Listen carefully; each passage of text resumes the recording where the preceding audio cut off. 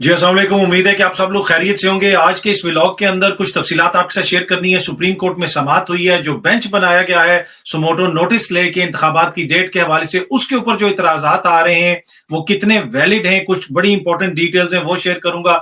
गुलाम महमूद डोगर साहब के हवाले से भी कुछ खबरें हैं। आपको पता है सीसीपीओ लाहौर जो थे, उसके साथ साथ तोशा खाना के हवाले से हुकूमत ने जो मौकिफ कल आपके सामने रखा था वजीर आजम साहब ने, लेकिन लाहौर हाई कोर्ट के अंदर उन्होंने क्या कहा है वो भी बड़ी इंपॉर्टेंट डिटेल्स हैं, वो भी शेयर करूंगा। और कुछ मजीद खबरें हैं, कोशिश होगी कि आज के इस व्लॉग के अंदर वो भी आपसे शेयर की जाए। सबसे पहली चीज जी, सुप्रीम कोर्ट ने सोमोटो नोटिस लिया। इंतखाबात की डेट नहीं आ रही क्योंकि इंतखाबात तो आइन के मुताबिक 90 रोज के अंदर होने हैं, वाज़ेह तौर पे आइन में लिखा है। लाहौर हाई कोर्ट ने भी फैसला दिया, लेकिन उसके बावजूद कुछ भी नहीं हो रहा, तारीख नहीं दी जा रही है।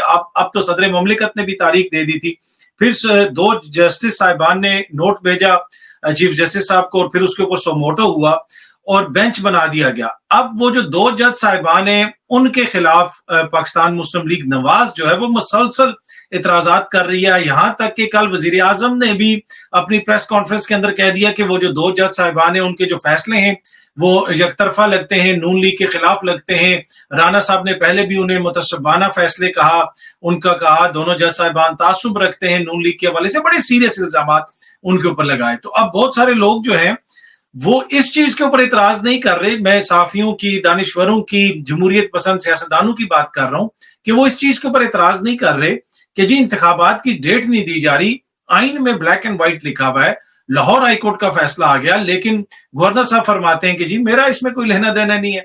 इलेक्शन कमीशन कहता है हमारा इससे कोई सरोकार नहीं है। तो भाई फिर किसने डेट देनी है, उसके ऊपर कोई बात नहीं। इतराज किसके ऊपर हो रहा है जी, बेंच कैसे बना दिया गया, उस बेंच में उसको क्यों नहीं शामिल किया गया। पहली बात यह है कि अगर चले मान लिया आपके इतराजात हैं दो जज साहिबान पे, तो ये तो 9 रुकनी बेंच है, तो दो जज साहिबान क्या डिक्टेट करेंगे 9 रुकनी बेंच को? वो तो फैसला तो तफसील से आएगा और सबके सामने आएगा, और उसके साथ साथ मेजोरिटी से आएगा। जो मेजोरिटी जज साहिबान कहेंगे उसके मुताबिक वो अमल दरामद होगा फैसले के ऊपर। तो फैसला तो वही होगा जो वहां पे अक्सरियत फैसला करेगी। तो ये दो जज साहिबान के ऊपर अगर आपको इतराज, अगर आपका इतराज मान भी लिया जाए, चले ठीक है, तो फिर भी ये तुक और मंतक नहीं समझ आती। और दूसरी बात, जिस तरह पहले भी अर्ज की कि इस बेंच के बनते ही हमारे सहाफी दोस्तों ने भी इतराजात शुरू कर दिए हैं, दानिश्वरियां शुरू कर दी हैं, लेकिन क्या इतनी ही आउटरेज आपने उस वक्त दिखाई कि जब वो डेट नहीं जो आ रही, जो असल इस वक्त इशू है कि आवाम को देने के लिए इस हुकूमत के पास और तो कुछ है नहीं है। अगर एक वोट का हक है, कम से कम वो तो उनको सही तरीके से दिया जाए ना। हुकूमत ही कहे कि जनाब क्यों नहीं डेट दी जा रही, पीपल्स पार्टी वाले सबको लेक्चर देते हैं, वही बता दें। पर एनीवे, अब जो मजीद पेशरफ्त हुई है, जो जस्टिस नकवी साहब हैं जिनके हवाले से नून लीग मुसलसल कह रही है कि हमें उनके ऊपर एतबार नहीं है या हमें मतलब उनके ऊपर एतराजात हैं, जस्टिस एजाजुल एहसन साहब का नाम भी लेते हैं। अब जस्टिस जो नकवी साहब हैं, जस्टिस मुज़ाहिर नकवी साहब के खिलाफ सुप्रीम जुडिशल काउंसिल में रेफरेंस दायर कर दिया गया है, दरखास्त दायर कर दी गई है। और ये दरखास्त किसकी जानिब से दायर की गई है, ये बड़ी इंपॉर्टेंट चीज है। ये जनाब दायर की गई है मियां दाऊद हैं वकील और उनकी जानिब से, और ये वकील हैं जनाब इमरान खान के ऊपर जो मुबैना तौर पे हमला किया था जिस शख्स ने, ये उसके भी वकील हैं, उन्होंने ये दरखास्त दायर की है। और उनके मुताबिक जो है ये जज साहब के ऊपर इल्जाम आते हैं। अगर देखें आइन और कानून इस चीज की इजाजत देता है, वकील साहब अगर समझते हैं तो वो दरखास्त दे सकते हैं। लेकिन यहाँ पे बहुत सारे लोग ये कह रहे हैं कि ये वही वकील साहब हैं जो इमरान खान के मुबैना हमलावर के भी वकील हैं, और अब जो है ये जस्टिस मुज़ाहिर नकवी साहब के ऊपर जो हमला हो रहा है उसमें भी जो है ये इनकी भी दरखास्त भी एक तरह से शामिल है। हमला हो रहा है हुकूमती शख्सियात की जानिब से, हुकूमती जमात की जानिब से। ये पाकिस्तान तहरीक इंसाफ का इसके ऊपर वाज़ेह मौक़िफ़ आया। फवाद चौधरी साहब ने भी कहा कि जिस तरीके से बेंच को टारगेट किया जा रहा है, जज साहिबान के ऊपर हमला हो रहा है, ये नाकाबिले कबूल है। अच्छा, अब ये जो मैंने जिक्र किया कि इमरान खान साहब के ऊपर जो मुबैना हमला आवर हैं, उनके वकील ने ये रेफरेंस दायर किया। अब ये जो मुबैना हमला आवर थे उनके हवाले से एक JIT हो रही थी, और उस JIT की सरबराही कर रहे थे गुलाम महमूद डोगर साहब। और डोगर साहब की सरबराही के ऊपर एतराज किसको था, वो JIT बड़ा अच्छा काम कर रही थी, बड़े उसमें चीजें सामने आ रही थी कि क्या हुआ, किस तरह किया गया। और इमरान खान साहब जो है वो उन्होंने भी जिक्र किया कि JIT के ऊपर प्रेशर डाला जा रहा था, डोगर साहब के ऊपर प्रेशर डाला जा रहा था, लेकिन डोगर साहब किसी का प्रेशर लेने के लिए तैयार नहीं थे। और ये खबर मैं आपके सामने जो शेयर कर रहा हूं یہ 17 نومبر 2022 کی خبر ہے، 17 نومبر 2022 کی خبر ہے یہ ایکسپریس ٹریبیون کی. اس خبر کے مطابق centre unhappy with Dogar heading Imran attack JIT. جی ہاں جی، اس JIT کے جو سربراہ ڈوگر صاحب کہہ رہے ہیں وفاقی حکومت کو اس کے اوپر اعتراض تھا، ڈوگر صاحب کے اوپر بہت سارے اعتراضات تھے. پھر جس طریقے سے ڈوگر صاحب کو زبانی کلامی کہہ کے وہاں سے ٹرانسفر کی گئی الیکشن کمیشن کی جانب سے، اور پھر وہ کیس سپریم کورٹ تک گیا اور سپریم کورٹ نے کہا کہ بھائی ایسے آپ کیسے ٹرانسفر کر سکتے ہیں. اب ان کی انہوں نے وہ ٹرانسفر وغیرہ کینسل کر دی، لیکن ڈوگر صاحب کو ابھی تک چارج نہیں دیا گیا. اب یہ جس طرح جج صاحبان کے اوپر مختلف اعتراضات ہوتے ہیں، تو غلام محمود ڈوگر صاحب کے اوپر بھی اعتراضات ہیں کہ جناب یہ PTI کے بڑے قریب ہیں، لیکن یہ وہی ڈوگر صاحب ہیں جن کے دور میں شہباز گل صاحب کے اوپر FIR ہوئی، PTI کے دیگر لوگوں کے خلاف FIRs ہوئیں، لیکن ان کے حوالے سے یہ ہے کہ یہ کسی کا پریشر نہیں لیتے. یہ عمران خان صاحب نے بھی کہا تھا کہ جی ان کے اوپر پریشر ڈالا جا رہا ہے. جب ہماری بات ہوئی تھی، میں عمران خان صاحب سے ملا تھا جب لاسٹ ٹائم جو ان سے میری ملاقات ہوئی، اس کے اندر بھی ذکر آیا کہ JIT کام کر رہی تھی، JIT نے یہ بتایا، ان کی گولیوں کے حوالے سے ذکر ہوا، کس طریقے سے ان کے اوپر حملہ ہوا، وہ ساری چیزیں میں نے ان سے پوچھی تھی کہ جی آپ کا جو حملہ آور تھا اس کو ٹریننگ کی دی گئی یا نہیں دی گئی. یہ اس دن کی بات ہے جس دن خان صاحب نے پھر بعد میں پریس کانفرنس کر کے یا وہ قوم سے خطاب کر کے تفصیلات بھی بتائی تھی کہ جناب اس کو کیسے ٹریننگ دی گئی. اور وہ اس دن صبح ہماری خان صاحب سے ملاقات ہوئی تھی اور اس ملاقات میں خان صاحب نے یہ چیزیں ساری شیئر کی تھی. اینی تو ڈوگر صاحب کے اوپر یہ جو اعتراض ہے کہ وہ جناب اس طرف کے ہیں یا اس طرف کے ہیں، میں نے آپ کو ایک مثال دی کہ ماضی میں انہی جب وہ CCPO لاہور تھے تو PTI کے لیڈران کے اوپر بھی پرچے وغیرہ ہوتے رہے، کارکنان کے اوپر بھی پرچے وغیرہ ہوتے رہے. باقی جو بھی افسر ہے وہ پاکستان کا افسر ہوتا ہے، اس کو وہ پاکستان کے لیے اس کو کام کرنا چاہیے، آئین اور قانون کے مطابق کام کرنا چاہیے. لیکن یہ بات بالکل کنفرم ہے جو خان صاحب نے ہمیں بتائی تھی کہ ڈوگر صاحب کے اوپر بڑا پریشر ڈالا جا رہا تھا، اور ڈوگر صاحب کسی کا پریشر نہیں لیتے تھے، اور اسی وجہ سے غالباً سینٹر بھی پھر اس وقت ناخوش تھا کہ وہ ڈوگر صاحب جو ہے وہ کسی کا پریشر نہیں لے رہے تھے. اب دیکھتے ہیں کہ ڈوگر صاحب کو واپس کب چارج ملتا ہے، آلدو کہ سپریم کورٹ کا تو اب فیصلہ وغیرہ بھی آ چکا ہے.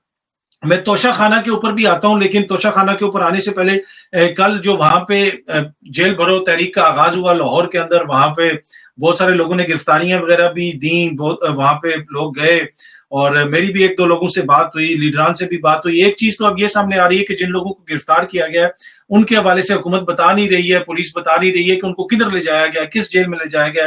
اور پاکستان تحریک انصاف کے ہی اظہر مشوانی صاحب نے بھی ٹویٹ کی ہوئی تھی کہ ہم لاہور ہائی کورٹ میں ریٹس کر رہے ہیں تاکہ پتہ چلے کہ ان لوگوں کو کہاں رکھا گیا. باقی اس جو احتجاج کے اندر میں نے دیکھا کہ یہ کہا گیا تھا کہ پرامن احتجاج ہے، لیکن کوئی ایک شخص پولیس کی گاڑی کو لات مار رہا تھا.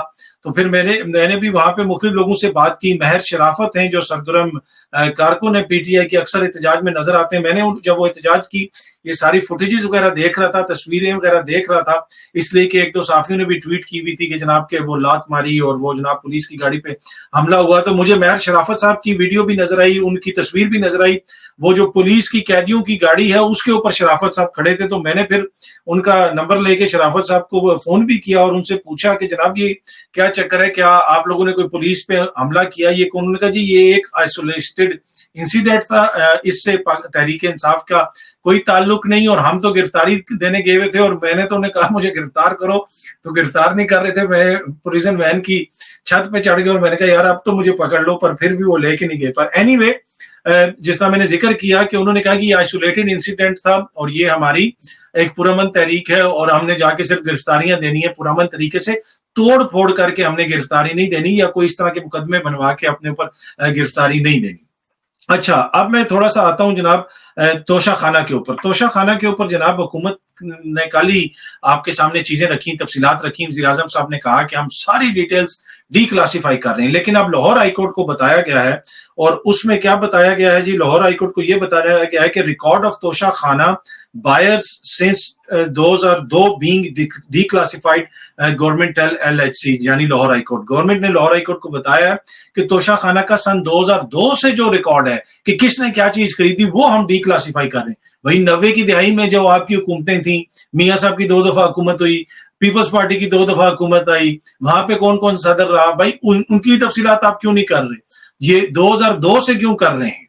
اس سے پہلے کیوں نہیں کر رہے؟ پہلے تو یہ تاثر دیا جا رہا تھا کہ جیسے ساری تفصیلات سامنے رکھی جائیں گی. تو ہم امید کرتے ہیں کہ جی ساری تفصیلات سامنے آئیں, جتنی بھی تفصیلات ہیں وہ ڈکلیئر ہونی چاہیے, جس نے جو لیا وہ قوم کے سامنے ہونا چاہیے, نظر آنا چاہیے کہ جناب کس نے کیا لیا. اچھا, ایک اور چیز جو میں آپ کے ساتھ چھوٹی سی شیئر کرنا چاہتا ہوں کہ اب یہ انتخابات کی طرف بڑھتے ہوئے تو ہم لگ رہے ہیں کہ انتخابات کی طرف ہم جائیں گے, اور اب سپریم کورٹ نے بھی نوٹس وغیرہ لے لیا ہے, اور دوسری طرف کچھ سیاسی جماعتیں تیاری بھی کر رہی ہیں. آپ نے دیکھا مریم بی بی نے تنظیم سازی وغیرہ بھی شروع کی ہے, مختلف جگہوں پہ وہ دورے وغیرہ بھی کر رہی ہیں, اور حلقوں کے اندر بھی وہ کام کر رہے ہیں. اور تحریک انصاف کے 2-3 لیڈران سے میری بات ہوئی اس حوالے سے, ٹکٹس کے حوالے سے, یہ وہ نون لیگ کے حوالے سے بات ہوئی. انہوں نے کہا جی ہم بھی لسٹیں بنا رہے ہیں. پیپلز پارٹی والے کہتے ہیں کہ جی ہم بھی تیاری کر رہے ہیں. ہر کوئی اپنی اپنی تیاری کر رہا ہے. اچھا, یہ جو ہے جس طرح ہوا تھا ایک دم سے بلدیاتی انتخابات کبھی ہونے یا نہیں ہونے کراچی میں, یہ نہ ہو کہ پنجاب اور کے پی کے میں بھی یہی ہو سلسلہ کہ جناب انتخابات ہونے یا نہیں ہونے, اور اچانک جناب اعلان کر دیا جائے تاکہ کسی کے پاس تیاری کے لیے ٹائم نہ رہے. اور پی ٹی آئی میں اس میں یہ مسئلہ ہے کہ پی ٹی آئی کے 2-3 لیڈران نے مجھے یہ کہا کہ ہمارے ٹکٹس جلدی فائنل ہو جانے چاہیے, جلدی ہمیں مل جانے چاہیے, کیونکہ ہر حلقے کے اندر 10-10, 15-15 کینڈیڈیٹ ہیں. وہ جو یہ کہتے ہیں کہ جی لوگ منتیں کر رہے ہیں نون لیگ میں آنے کی, وہ تو مریم بی بی کا بیان اپنی جگہ بالکل درست ہوگا, لیکن پی ٹی آئی کے ٹکٹ کے لیے اس وقت جو لوگوں کی کوششیں ہیں اور لوگ جو سفارشیں کروا رہے ہیں وہ اس کی مثال نہیں ملتی ماضی میں. اور ہر حلقے میں 15-15 جو وہ کینڈیڈیٹ ہیں. اب جب آپ لیٹ ٹکٹس دیں گے تو جو ایک بندے کو ٹکٹ ملے گا 14 بندے ناراض ہو جائیں گے. اب اگلے 15 دن تو اس بندے کو ان 14 بندوں کو راضی کرتے ہوئے لگ جائیں گے. یہ ایک بندے نے, پی ٹی آئی کے ایک لیڈر نے خود مجھے کہا, ان سے میری ٹیلی فون پہ بات ہو رہی تھی, انہوں نے کہا جی ہم ان کو مناتے رہیں گے. تو اس وجہ سے ضروری یہ ہے کہ جلدی جلدی فیصلے کیے جائیں, جن کو ٹکٹس دینے ہیں وہ ٹکٹس دیے جائیں تاکہ فہرستیں جو ہیں وہ حتمی ہو جائیں اور ہر کوئی تیاری کرے. اور اسی طرح جو دیگر جماعتیں وہ بھی اپنے کینڈیڈیٹس حتمی سامنے لے آئیں تاکہ پتہ چل جائے کہ کس نے الیکشن لڑنا ہے. ضمنی انتخابات سے تو الیکشن نہ لڑنے کا فیصلہ کیا تھا حکومتی اتحاد نے کہ ضمنی انتخابات میں ہم الیکشن نہیں لڑیں گے. اب دیکھتے ہیں کہ جنرل الیکشن میں وہ الیکشن لڑتے ہیں یا نہیں لڑتے.